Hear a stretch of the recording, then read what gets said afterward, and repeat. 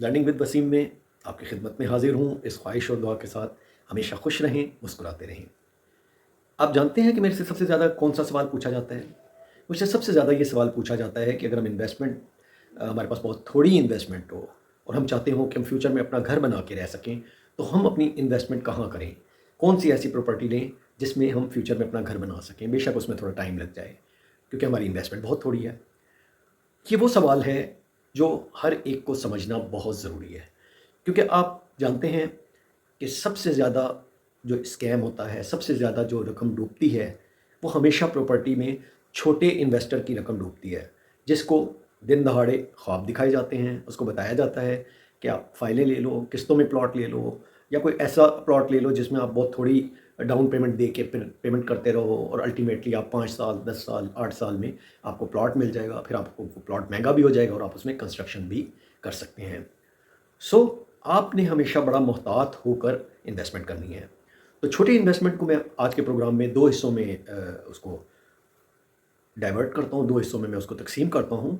तो पहली इन्वेस्टमेंट तो वो है जो 2 लाख रुपए से लेके 10 लाख रुपए तक की है, यानी ऐसे इन्वेस्टर जो 2 लाख रुपए से लेके 10 लाख रुपए तक की इन्वेस्टमेंट करना चाहते हैं या कर सकते हैं, और उनका प्राइम मोटो जो है या बेसिक उनका जो मकसद है वो अपना घर बनाना है। दूसरी इन्वेस्टमेंट मैं 10 लाख से ऑनवर्ड, 10 लाख से 20 लाख तक की इन्वेस्टमेंट के छोटे इन्वेस्टर्स के लिए होगी, जिसमें मैं उनको ये बताऊँगा कि वो अपना घर बनाना चाहते हैं या वो कोई चीज़ कोई कमर्शियल प्रॉपर्टी लेके उसको रेंट आउट करना चाहते हैं।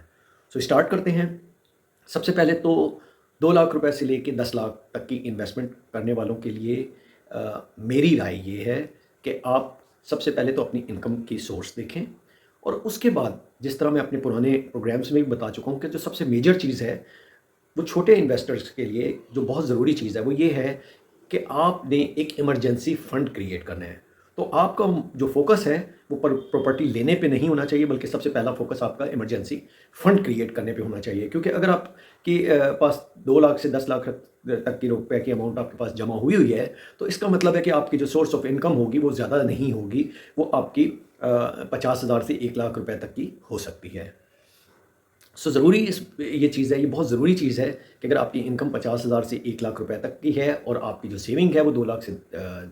लाख से लेके 10 लाख रुपए तक की है, तो आप सबसे पहले उसको किसी प्रॉपर्टी में इन्वेस्ट करने की जगह उसको एक इमरजेंसी फ़ंड के तौर पे अपने पास रखें। क्योंकि कम से कम आपकी इनकम को 1 साल की जितनी आपके जो अखराजात हैं, उस इनकम को आपके पास लिक्विड फॉर्म में होना चाहिए, यानी ऐसी फॉर्म में होना चाहिए जिसको आप जब चाहें यूटिलाइज़ कर सकें। तो डेफ़िनेटली 10 लाख रुपए तक की प्रॉपर्टी में आपको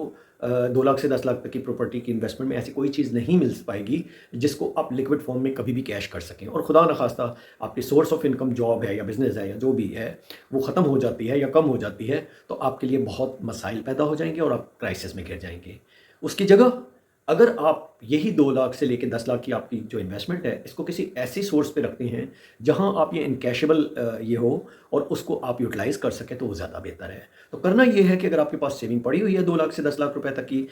तो आपने इसको या तो आप गोल्ड में इन्वेस्ट कर दीजिए, या फिर इसको आप किसी बैंक में प्रॉफिट बेसिस के ऊपर आप इन्वेस्ट कर सकते हैं। और इसमें कई बैंक ऐसे भी हैं जो आपको इस्लामिक सिस्टम पे प्रॉफिट देते हैं, तो वो आपका प्रॉफिट भी जमा होता रहेगा, तो अल्टीमेटली आपके पास एक रीजनेबल अमाउंट भी जमा हो जाएगी। दूसरी तरफ ये आपको एक सिक्योरिटी प्रोवाइड करेगी कि खुदा न खास्ता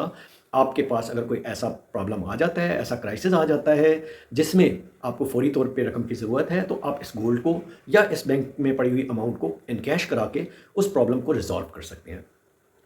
इसकी जगह अगर आप 2 लाख से 10 लाख तक की प्रॉपर्टी को इन्वेस्ट करने के लिए कोई फ़ाइल ख़रीदेंगे या कहीं डाउन पेमेंट करेंगे, तो वो ना सिर्फ आपके लिए फौरी तौर पे प्रॉब्लमैटिक होगी, बल्कि आने वाले टाइम में ज़्यादा चांसेस हैं कि अगर फ़ाइल होगी तो आप इंस्टॉलमेंट पे नहीं कर पाएंगे और किसी ना किसी स्टेज पे आप स्टकअप हो जाएंगे। उसके अलावा ये भी कोई गारंटी नहीं होगी कि इतना छोटा प्रोजेक्ट जो है और ऐसा जो बिल्डर है वो आपको टाइमली ये चीज़ डिलीवर करेगा भी कि नहीं करेगा। और तीसरी और आखिरी चीज़ इसमें ये भी है कि अगर वो टाइमली डिलीवर करना भी चाहता है, तो ये कोई श्योरिटी नहीं है कि आप उसकी इंस्टॉलमेंट टाइम पे कर सकें। किसी स्टेज पे अगर आप वो इंस्टॉलमेंट पे नहीं कर पाए ड्यू टू एनी रीज़न, आपकी जॉब की वजह से या आपकी बिज़नेस की वजह से, तो वो फिर अगेन आपकी कैंसिलेशन और उन चीज़ों में आ जाएगी। सो मेरा मशवरा ये है कि अगर आप छोटे इन्वेस्टर हैं और आपकी इन्वेस्टमेंट 2 लाख रुपए से लेके 2